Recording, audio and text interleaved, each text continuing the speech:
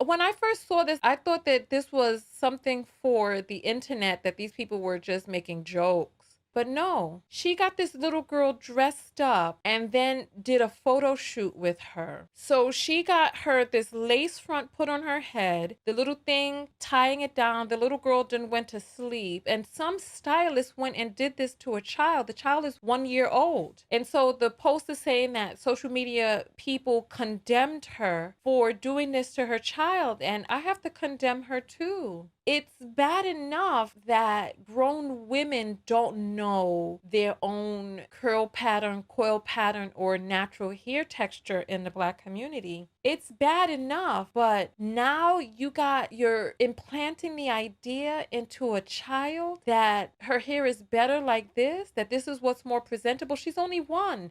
There's a girl who goes viral on YouTube and these platforms for trying wigs on her daughter. And I used to enjoy her videos, but when the girl started getting older and becoming more cognizant, and then she started adding hair to the little girl's head, I stopped watching. I actually unsubscribed after that and was like, don't recommend this channel to me anymore. And that's just me personally, because I'm like, okay, trying on fun wigs is one thing. But when you start adding in hair pieces on a child that can't talk, lets me know that this is going to become a pattern. And then how many of you all remember that video of the little girl? Let me see if I can find that video of the little girl who had the wig put on her. And she was like, her flowing hair. And then when the wig was taken off of her, she started crying. So here, take a look. So I want you to see, what is it that you see here in this video? This girl is little and she got this wig on, and look, when you take the wig off, then she starts crying. She has her little Bantu knots on there, her natural hair, but then look, she's soothed when the wig is put on there, and she's like pushing it back and all of that, right? Children watch us. They watch us.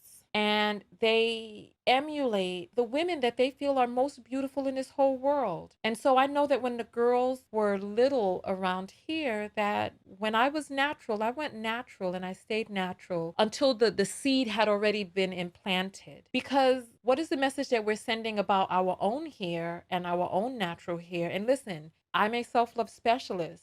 We all have different reasons for why we do our hair in whatever way it is that we do it. I just want to impress upon us that when the little girls are watching, they're emulating us. I understand my hair is golden. I understand. Listen, I understand, right? And I'm not condemning people's choices. I just want people to know that the little girls are watching, right? And me, in my own defense, I do not straighten my hair. This is my natural coil pattern.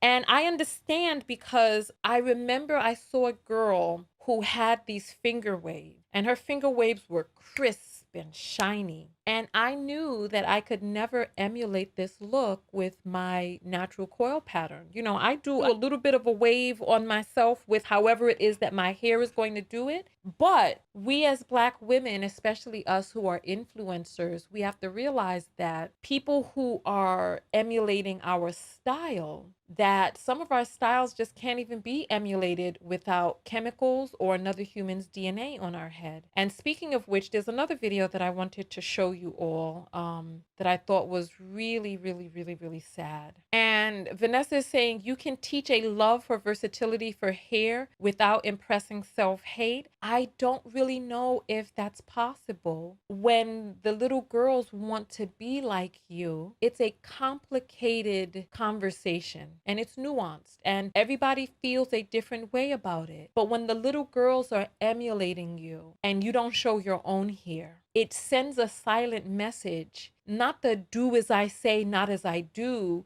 which never works, because children, they don't have the verbiage to read and the sophistication to understand words, but they do understand action. I wanted to show you all this right here. I want you to hear her cry. So I don't know if you can see what's going on here, but somebody is blow drying her hair. And the little girl is crying. And she's reaching for her mother.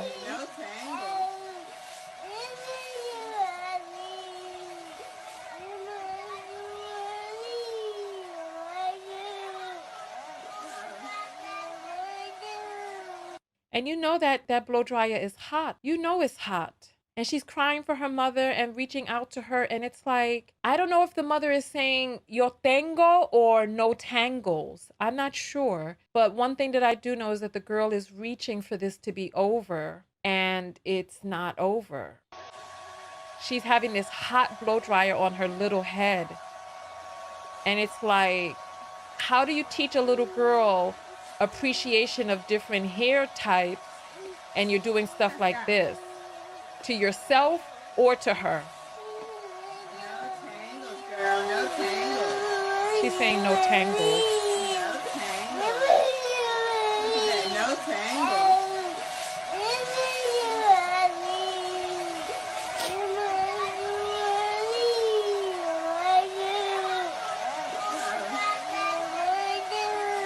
Yeah, this is sad.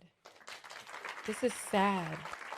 I want us to have a conversation about we as Black women and what is it that we are going to do to reclaim our pride, our love, our connection to our natural coils. What are we going to do? Because little girls all over, the little girls at your jobs are watching, the little girls in your family are watching, people outside walking and navigating in the world are watching. It's a nuanced conversation and I don't have the answer. I do know that there is something to be said about slapping the DNA of another person onto your scalp. There's something to be said of never showing your natural hair. There's something to be said of feeling as if you're not dressed up or made up unless another person's DNA is on your scalp. I want us to start having these conversations without vitriol and really just look within ourselves, because we all remember being little girls and getting chemicals on our heads or that hot comb and the burns on our ear, our neck or forehead or whatnot. We all remember this. It wasn't pleasant for us. What would it have been like if the matriarchs of our family would have been like, no, I love my natural hair. If they showcased their natural hair,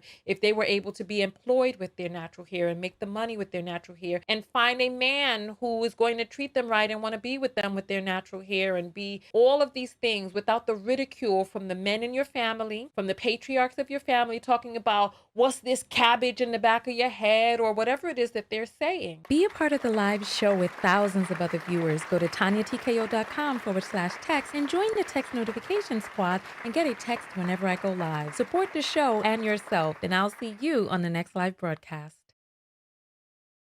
Backing that thing up and the caption is like, stay strong, king. Don't pay attention at that, all that flapping going on around in front of you.